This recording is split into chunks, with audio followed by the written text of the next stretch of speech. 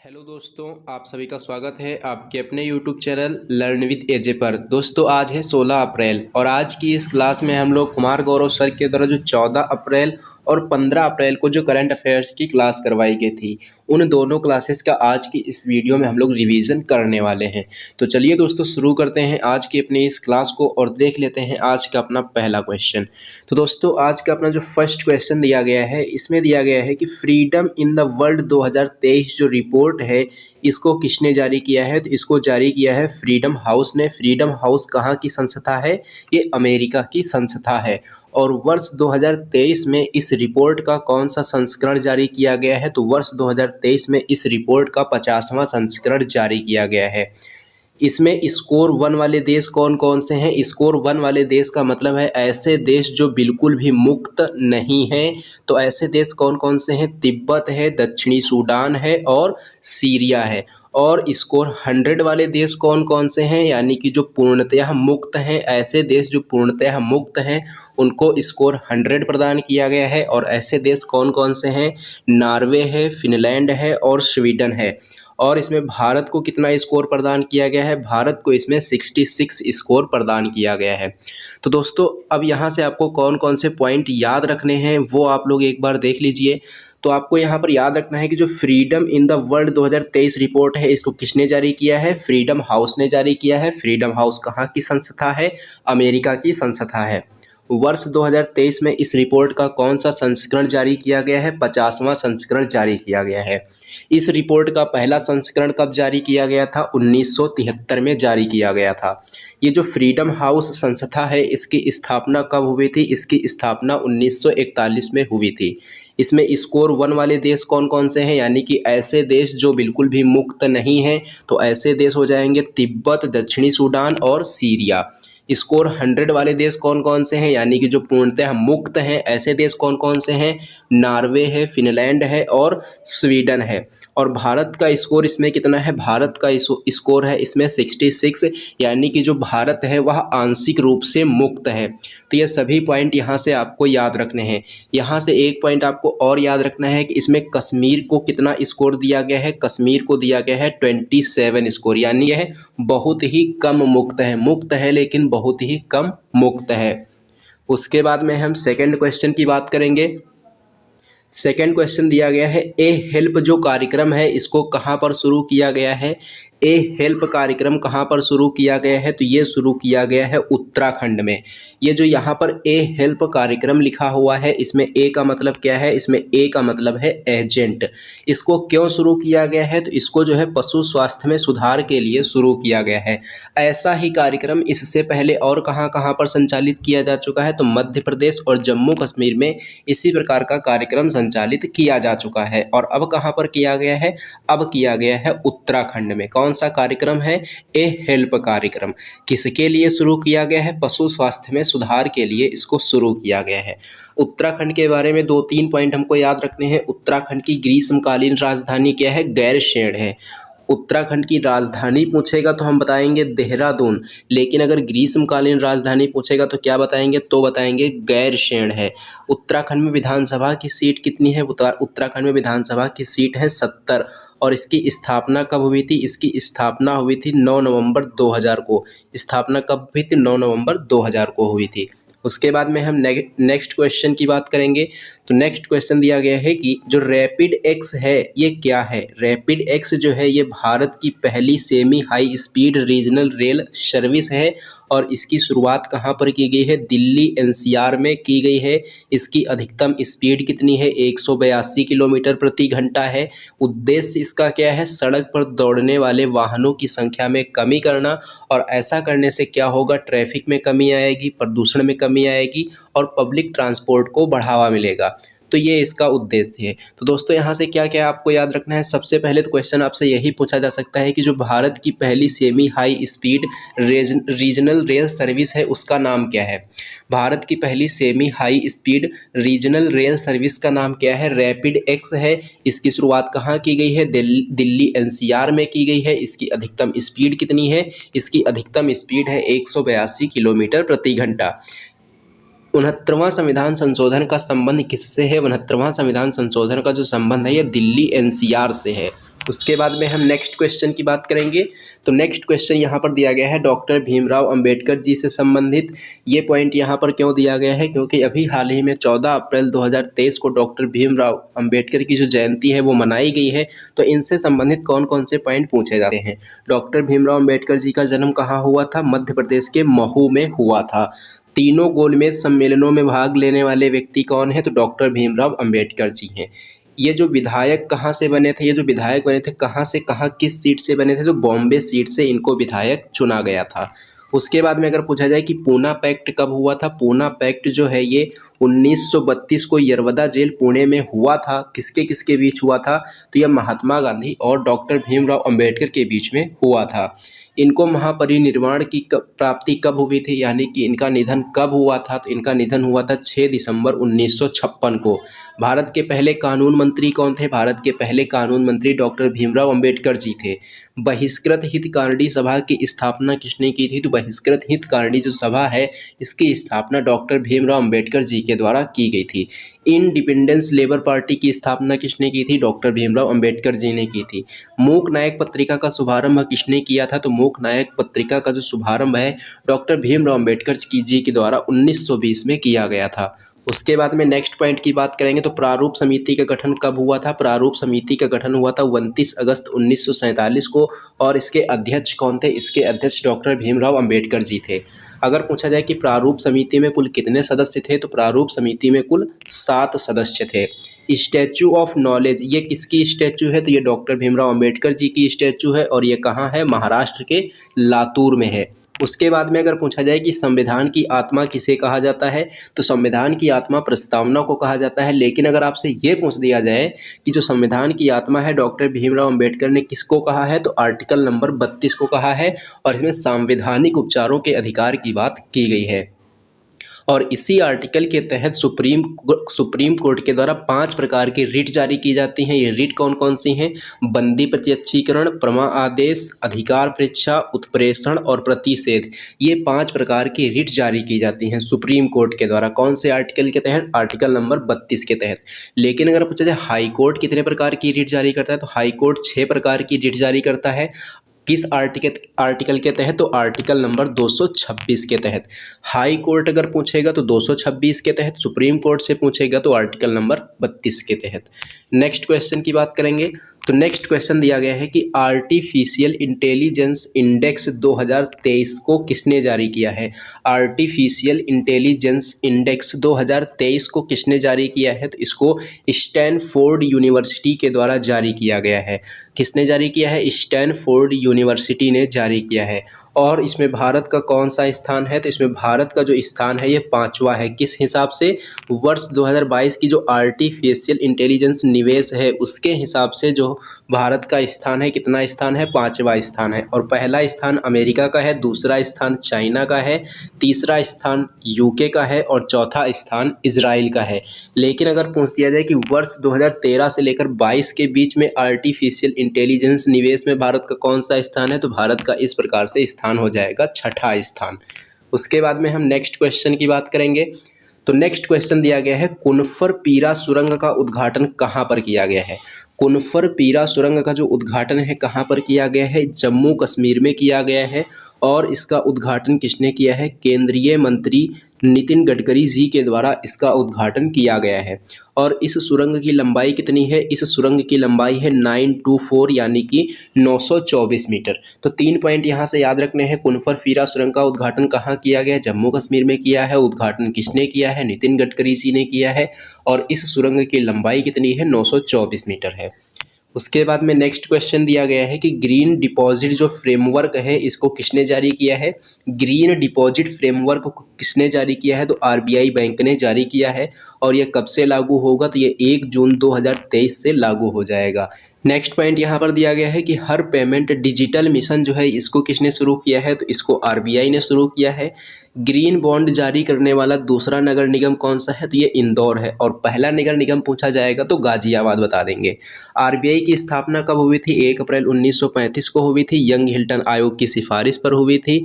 और पूछा जाए कि इसका मुख्यालय कहाँ है? तो मुख्यालय मुंबई में है। वर्तमान अध्यक्ष कौन है? वर्तमान अध्यक्ष शक्तिकांत दास हैं, जो कि 25वें नंबर के गवर्नर हैं। अध्यक्ष या गवर्नर, तो आरबीआई के गवर्नर कौन है? तो आरबीआई के जो वर्तमान गवर्नर हैं वो शक्तिकांत दास हैं। और कौन से नंबर के हैं? 25वें नंबर के गवर्नर हैं। उसके बाद में हम नेक्स्ट क्वेश्चन की बात करेंगे। तो नेक्स्ट क्वेश्चन यहाँ पर दिया गया है, महाराष्ट्र भूषण पुरस्कार जो है इससे किसको सम्मानित किया गया है? महाराष्ट्र भूषण पुरस्कार से किसको सम्मानित किया गया है? तो दत्तात्रेय नारायण धर्माधिकारी को सम्मानित किया गया है। इनको अप्पा साहेब के नाम से भी जाना जाता है। और किस क्षेत्र में इनको सम्मानित किया गया है? तो समाज सेवा के क्षेत्र में इनको सम्मानित किया गया है। और इस पुरस्कार में पुरस्कार के रूप में दी जाने वाली धनराशि 25 लाख रुपए है। कितनी है? 25 लाख रुपए। नेक्स्ट पॉइंट है कि सांग महोत्सव का आयोजन कहाँ पर किया गया? तो कुरुक्षेत्र हरियाणा में किया गया। और सांग के जो फेमस कलाकार हैं वो कौन हैं? वो हैं लक्ष्मीचंद। तो 2 पॉइंट याद रखने हैं। सांग महोत्सव का आयोजन कहाँ किया गया? कुरुक्षेत्र हरियाणा में किया गया। और सांग के जो फेमस कलाकार हैं वो कौन है? लक्ष्मीचंद हैं। दयालु योजना कहाँ पर शुरू की गई है? हरियाणा में शुरू की गई है। चिराग योजना को कहाँ पर शुरू किया गया है? इसको भी हरियाणा में शुरू किया गया। सेहत योजना, इसको भी हरियाणा में शुरू किया गया। ई अधिगम योजना, इसको भी हरियाणा में शुरू किया गया। और 36वां सूरजकुंड मेला कहाँ पर आयोजित किया गया? फरीदाबाद, जो कि हरियाणा में है। अंतर्राष्ट्रीय गीता महोत्सव कहाँ पर आयोजित किया गया? हरियाणा में आयोजित किया गया। तो ये सभी पॉइंट जो हरियाणा से संबंधित लिखे हुए हैं, ये सभी पॉइंट आपको यहाँ से याद रखने हैं। उसके बाद में नेक्स्ट पॉइंट की बात करेंगे। तो नेक्स्ट पॉइंट है कि केशव महिंद्रा जी जो है यह किस क्षेत्र से संबंधित थे? तो इनका अभी हाल ही में निधन हो गया है और ये उद्योग के क्षेत्र से संबंधित थे। और महिंद्रा एंड महिंद्रा जो कंपनी है उसके पूर्व चेयरमैन कौन थे? केशव महिंद्रा जी थे। और भारत के सबसे पुराने अरबपतियों में से ये कौन थे? केशव महिंद्रा जी थे। केशव महिंद्रा जी की बात करेंगे तो वर्ष 2023 की जो फोर्ब्स की सूची जारी की गई है तो उसमें ये अरबपतियों की सूची में शामिल थे। नेक्स्ट पॉइंट है कि भोपाल गैस त्रासदी घटना कब हुई थी? दिसंबर 1984 में हुई थी। नेक्स्ट क्वेश्चन है कि solar energy corporation of India limited को मिला मिनी रत्न श्रेणी फर्स्ट का दर्जा। तो मिनी रत्न श्रेणी फर्स्ट का दर्जा किसको मिला है? Solar energy corporation of India limited को मिला है। तो 14 अप्रैल के करंट अफेयर्स का रिवीजन हमने कर लिया है। अब हम करेंगे 15 अप्रैल के करंट अफेयर्स का रिवीजन। तो 15 अप्रैल के करंट अफेयर्स से अपना सबसे पहला क्वेश्चन दिया गया है कि सर्वाधिक आपराधिक देशों की जो सूची है यह किसके द्वारा जारी की गई है? सर्वाधिक आपराधिक देशों की सूची किसके द्वारा जारी की गई है? तो ये वर्ल्ड ऑफ स्टैटिस्टिक्स के द्वारा जारी की गई है। सबसे पहले हम अपराध का मतलब समझेंगे, उसके बाद देखेंगे कि पहला स्थान दूसरा स्थान किसको दिया गया है। तो अपराध का मतलब है कि हत्या, अपहरण, मादक पदार्थों की तस्करी और भ्रष्टाचार, ये सब मामले सबसे ज़्यादा जहाँ पर हैं उसको क्या किया गया है? उसको पहले स्थान पर रखा गया है। यानी कि सबसे अधिक अपराध वहाँ पर होता है जिसको पहले स्थान पर रखा गया है। तो पहले स्थान पर इसमें किसको रखा गया है? तो वेनेजुएला को रखा गया है।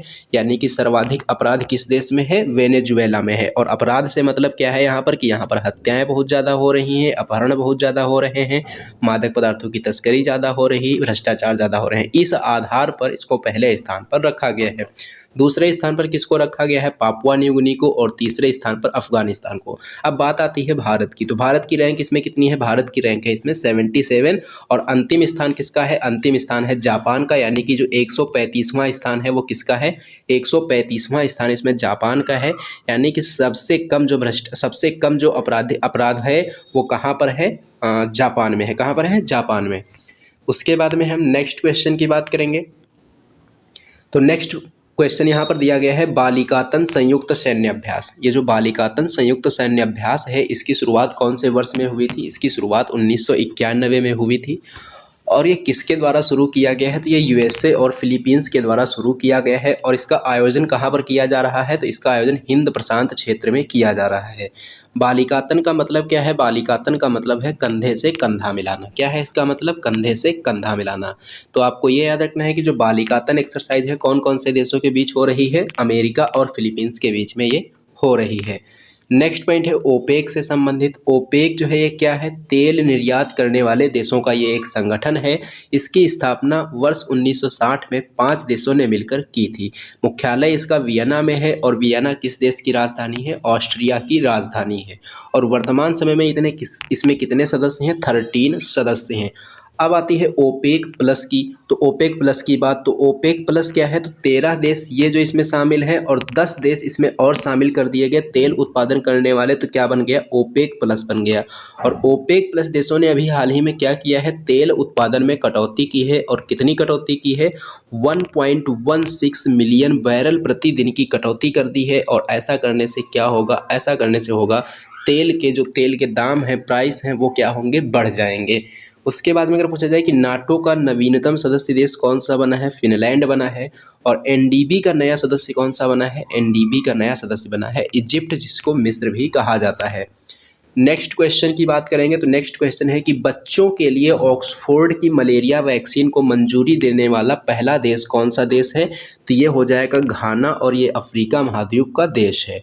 ये जो ऑक्सफोर्ड की मलेरिया वैक्सीन है इसका नाम क्या है, इसका नाम है R21 मैट्रिक्स एम। और R21 मैट्रिक्स एम जो वैक्सीन है इसके उत्पादन के लिए ऑक्सफोर्ड यूनिवर्सिटी ने किसके साथ में समझौता किया है, सीरम इंस्टीट्यूट के साथ में समझौता किया है।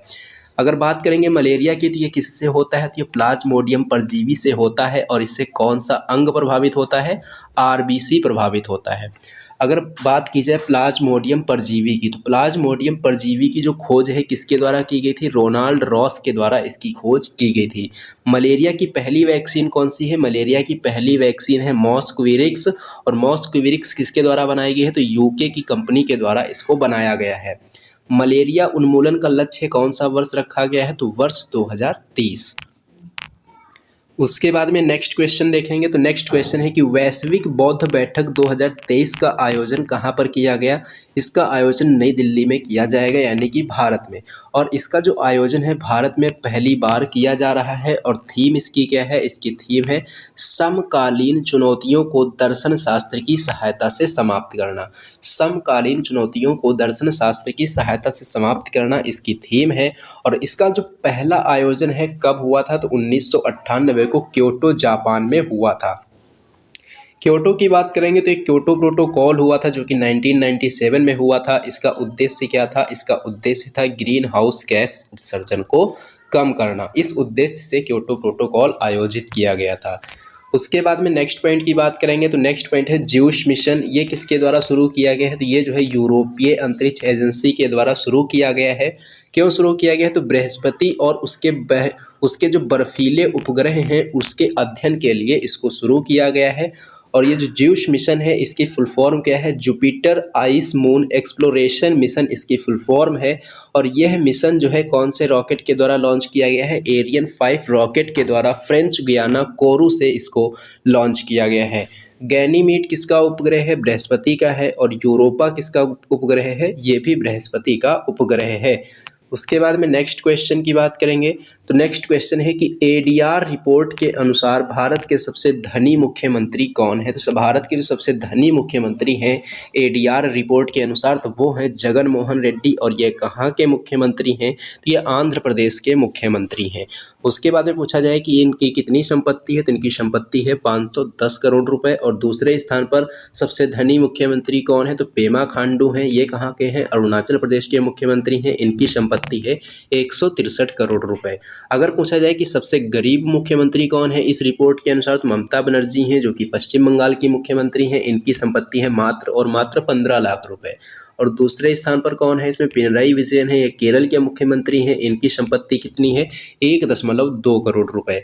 और अगर पूछा जाए कि सर्वाधिक अपराध करने वाले मुख्यमंत्री कौन है, तो चंद्रशेखर राव हैं। ये कहाँ के मुख्यमंत्री हैं, तेलंगाना के हैं। सर्वाधिक अपराध इनके नाम है। और अगर पूछा जाए सर्वाधिक साक्षर मुख्यमंत्री कौन है, तो हिमंत बिश्वा हैं। ये असम के मुख्यमंत्री हैं। उसके बाद में अगर पूछा जाए नेक्स्ट क्वेश्चन के बारे में तो नेक्स्ट क्वेश्चन दिया गया है कृषि ड्रोन सब्सिडी प्राप्त करने वाली पहली भारतीय ड्रोन कंपनी कौन सी है, तो इसका उत्तर हो जाएगा गरुण एरोस्पेस। गरुण एरोस्पेस के ब्रांड एम्बेसडर कौन है, तो गरुण एरोस्पेस के ब्रांड एम्बेसडर हैं MS धोनी। नेक्स्ट क्वेश्चन दिया गया है कि business leader of the decade जो पुरस्कार है इससे किसे सम्मानित किया गया है, कुमार मंगलम बिड़ला को सम्मानित किया गया है और ये पुरस्कार किसके द्वारा दिया गया? ज्योतिरादित्य सिंधिया के द्वारा दिया गया। किसके द्वारा दिया गया है? अगर संघ या कंपनी पूछी जाए या संस्था पूछी जाए तो आपको बताना होगा अखिल भारतीय प्रबंधन संघ के द्वारा। नेक्स्ट क्वेश्चन की बात करेंगे तो नेक्स्ट क्वेश्चन दिया गया है बसंत फसल उत्सवों के रूप यहाँ पर दिए गए हैं और पहला रूप है बैसाखी। बैसाखी को कहाँ मनाया जाता है? पंजाब में। और कब मनाई जाती? अप्रैल महीने में। रोंगाली बिहू कहाँ होता है? असम में होता है। पोइला बैसाख पश्चिम बंगाल में और विशु केरल में। ये सब क्या है? ये बसंत फसल उत्सव के रूप हैं जहाँ पर अलग अलग नामों से इनको जाना जाता है। खालसा पंथ की स्थापना 1699 में गुरु गोविंद सिंह जी ने की थी। आज का लास्ट क्वेश्चन है कि उत्तर प्रदेश के जो सुहेलवा अभ्यारण्य में बाघों का पहला फोटोग्राफिक प्रमाण हुआ दर्ज। तो बाघों का पहला फोटोग्राफिक प्रमाण कहाँ पर दर्ज हुआ है? यूपी के सुहेलवा अभ्यारण्य में हुआ है। तो दोस्तों ये था आज का आपका सेशन। ये सेशन आपको कैसा लगा है कमेंट बॉक्स में कमेंट करके ज़रूर बताना। अगर ये सेशन आपको पसंद आया हो तो इसे लाइक करना और इसे अपने दोस्तों में ज़्यादा से ज़्यादा शेयर भी करना। और हाँ दोस्तों, अगर आप लोगों ने अभी तक हमारे चैनल को सब्सक्राइब नहीं किया है तो चैनल को सब्सक्राइब कर लेना और बेल आइकन पर क्लिक करके ऑल पर ज़रूर क्लिक कर लेना, जिससे कि इस चैनल पर जब भी कोई वीडियो अपलोड की जाए तो उसका नोटिफिकेशन आपको सबसे पहले मिले। तो चलिए दोस्तों, मिलते हैं हम लोग एक नेक्स्ट वीडियो में।